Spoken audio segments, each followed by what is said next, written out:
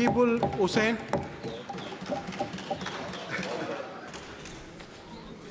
जी माननीय सभापति महोदय, थोड़ा देर का आगे हमारा पार्टी ने हमको बोलने के लिए बोला कि आप खेल का बारे में कुछ बोलना है। तो हमने सोचा अचानक क्या आ गया, हम तो एजेंडा देख के आया था।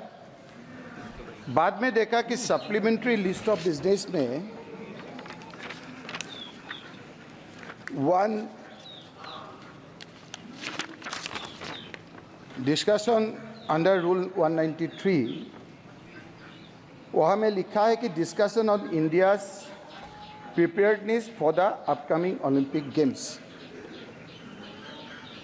हमने बोला है पार्टी को, हमको क्यों कहने के लिए बोला? बोले आप खेल में लगा हुआ आदमी है, खिलाड़ी था, हम ओलंपिक असम में ट्रेजरर था, जनरल सेक्रेटरी भी था, और तरुण गोगोई जी जब चीफ मिनिस्टर था उस समय हम लोग अच्छा करके वहाँ में स्टेट गेम्स किया था।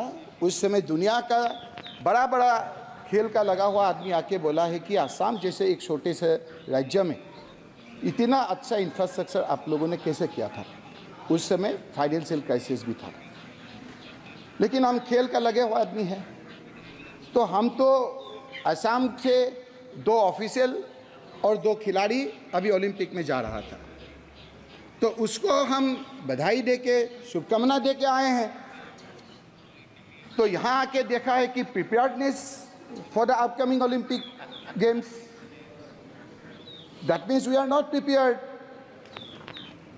सरकार को हम दरखास्त करना चाहते हैं, अनुरोध करना चाहते हैं, ये हेडलाइन थोड़ा गलत है नहीं क्या? देखिए तो थोड़ा तो ऐसा होना चाहिए नहीं क्या?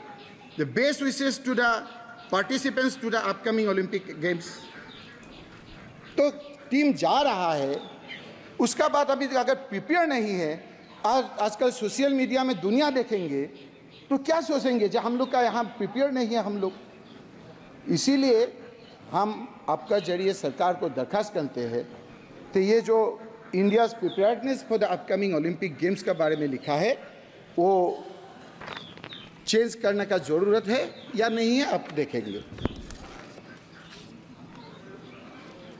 सर, हम बोला है कि हम खेल का लगे हुए आदमी है, इसीलिए हम सिर्फ बेस्ट विशेष देंगे, प्रिपेयर्डनेस के बारे में हम कुछ नहीं बोलेंगे, क्योंकि ऑल आर प्रिपेयर्ड। हम लोग जानते हैं कि इंडिया का परफॉर्मेंस अच्छा होगा, मेडल भी हम लोग अच्छे तरह जीतेंगे, हम लोग का बेस्ट विशेष है।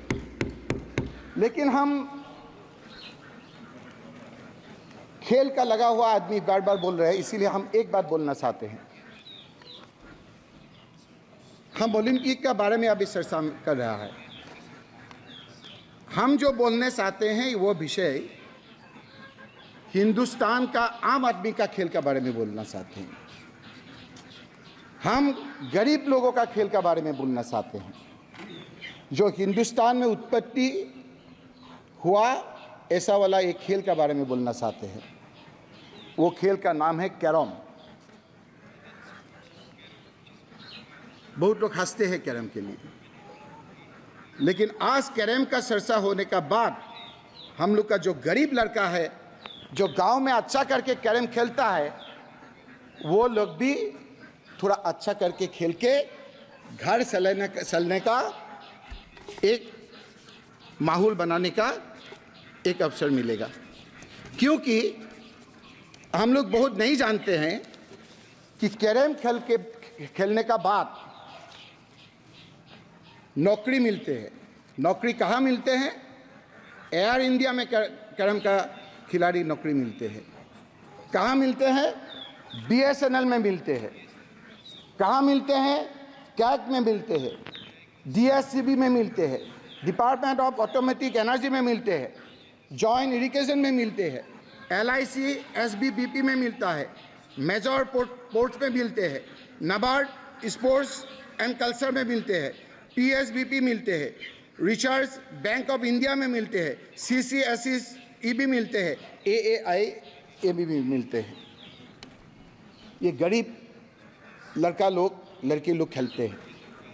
और ये भी हम लोग बहुत नहीं जानते, हम जानते हैं कि कैरम खेल के अर्जुन अवार्ड भी मिलते हैं। तमिलनाडु का मरिया इरद्दम, आप ज़रा चेक कर लीजिए, अर्जुन अवार्ड भी मिलता है। मरिया इरद्दम। इसीलिए हम आपको कहना चाहते हैं, पीपीएस जो हुआ वो तो ठीक है, अच्छा ही होगा।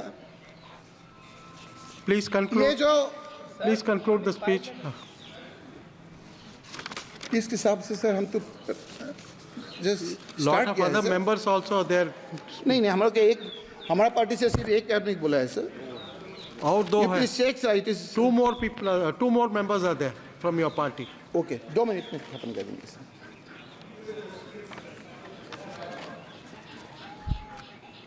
सर,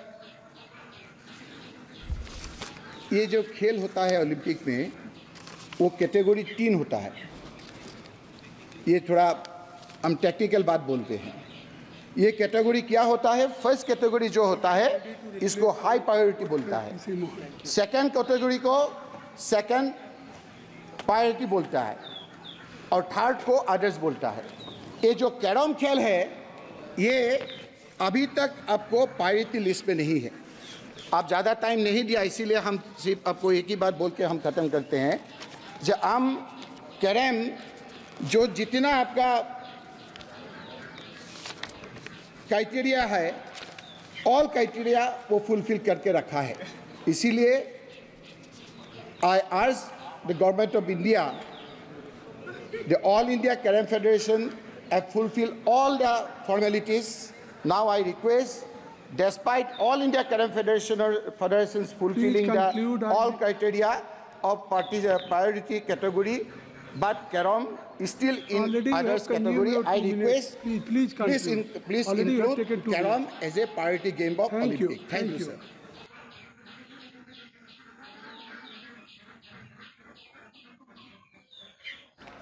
श्री बदरुद्दीन अजमल। धन्यवाद सभापति महोदय, आपने इस विशेष सब्जेक्ट के ऊपर मुझे बोलने का मौका दिया, मैं आपको धन्यवाद करता हूं।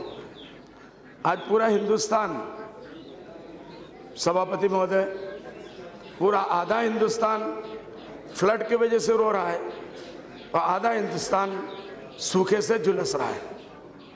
कहीं पानी के लिए लोग रो रहे हैं, मंदिरों, मस्जिदों, गुरुद्वारा में दुआएं कर रहे हैं, और कहीं फ्लड से बचने के लिए दुआएं कर रहे हैं। ये बड़े अफसोस की बात है।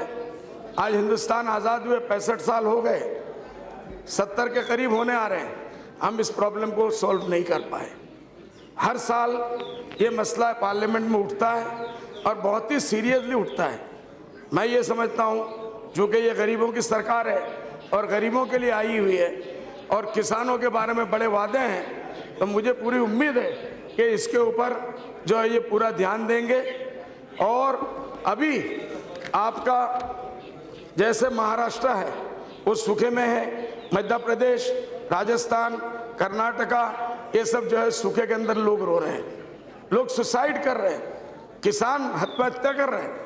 इसी तरीके से आप आसाम को लीजिए, इसी तरीके से बिहार को लीजिए, वेस्ट बंगाल को लीजिए, उड़ीसा को लीजिए, ये लोग फ्लड में रो रहे हैं। 6-6 महीना इनकी जिंदगियां कैसे गुजरती है, सभापति महोदय, जो वहाँ के लोग रहने वाले नहीं हैं वो इसका अंदाजा नहीं कर सकते। कीड़े मकोड़े, जंगली जानवर भी शायद उनके अच्छे हालत में रहते हैं, लेकिन ये इंसान उससे बुरे हालत में रहते हैं। मुझे उम्मीद है कि सरकार इसके लिए कोई इफेक्टिव प्लान ऐसे लेगी कि ज़रूरत के वक्त हकीकत में इन प्रॉब्लमों को सॉल्व किया जा सके। सभापति महोदय, मुझे कहते हुए शर्म आती है और नहीं कहना चाहिए कि हमारे यहाँ हम जो बड़े बड़े मंत्रियों की स्टेट में जब बातें सुनते हैं, उनके सेक्रेटरियों से बातें सुनते हैं, ऑफिसरों से बातें सुनते हैं कि मिनिस्टरों के घरों में दुआएं होती है, हाय हमारे यहाँ फ्लड इस साल क्यों नहीं आ रहा है। हमने अपने साला साली और रिश्तेदारों के प्रोग्राम यूरोप और अमेरिका का बनाया था, फ्लड नहीं आएगा, पैसे नहीं मिलेंगे, तो ये कैसे जाएंगे अमेरिका घूमने के लिए। यहाँ गरीब लोग भूखे मर रहे हैं, उनके झोपड़ों में रहने की जगह नहीं है, जानवरों की पूरी हालत में वो रह रहे हैं, और वो प्लान बनाते हैं कि हर साल फ्लड आएगा और इतने पैसे हम उसमें से निकालेंगे और अमेरिका और लंदन घूमने के लिए, पिकनिक के लिए जाएंगे, हनीमून मनाने जाएंगे। ये बड़े अफसोस की बात है। इसलिए मैं चाहूँगा सरकार जो भी पैसा भेजती है वो पैसा सही लोगों तक पहुँचता हो, इसका ज़रूर ध्यान रखा जाए। सरकार इसका कोई ना कोई इंतज़ाम करे, ये हमारी पार्टी का डिमांड है। सर, मैं आसाम से आता हूँ। लैंडस्लाइड अभी कल पूना में हुआ, कितनी दुर्घटना की बात है। उत्तराखंड में 2013 में हुआ, कितने लोग मरे। आज 2-4 दिन 10 दिन पहले टेलीविजन में दिखाया जा रहा था उत्तराखंड के लोगों को आज तक सही मानों में मुआवजा नहीं मिला और लोग बुरे हालत में पड़ रहे हैं, उनका कोई पूछने वाला नहीं है। सर इसी तरीके से हमारे आसाम में बराक वैली से, सिलचर, करीमगंज वगैरह से जो लोग गुवाहाटी आते हैं, बहुत बड़ा मेघालय का पहाड़ पड़ता है और हर साल उसमें 10-20 लैंडस्लाइड के वाक़या होते हैं। लेकिन चूंकि हम आसाम के गरीब इलाके के लोग हैं, हमारे लिए कोई रोने वाला नहीं है। सेंट्रल से जो भी फंड जाता है वो वहीं ख़त्म हो जाता है और लोगों को कुछ भी नहीं मिलता, ना उसका इलाज हो रहा। सर इसी तरीके से फ्लड इरोशन के साथ, ड्रॉट के साथ मैंने हमेशा यहाँ ये बात उठाई है, ब्रह्मपुत्र नदी हमारे लिए एक देव बन चुका है। सर इसको कंट्रोल करने के लिए नेशनल डे कैलेमिटी कैसे डिक्लेयर किया जाए, मैं मंत्री जी से ये आवेदन करूंगा कि वो हमारी इस बात को सुने, इस बात को नोट करें। जब तक के ब्रह्मपुत्र के नदी को कंट्रोल नहीं किया जाएगा, आसाम के लोगों की समस्याएं कभी भी समाधान नहीं होगी। 1,27,000 हेक्टेयर जमीनें अब तक बह चुकी है, 30 लाख से ज्यादा लोग उसके अंदर। सर इसी वक्त नेपाल से, आपके भूटान से, ब्रह्मपुत्र से जो पानी आता है, सर ये पानी बड़पेटा के पूरे इलाकों को बाहर के ले जाता है। लोगों की लाखों बीघे जमीनें बर्बाद हो जाती है, लोग पता नहीं रास्तों पे आकर रहने के लिए मजबूर हो जाते हैं।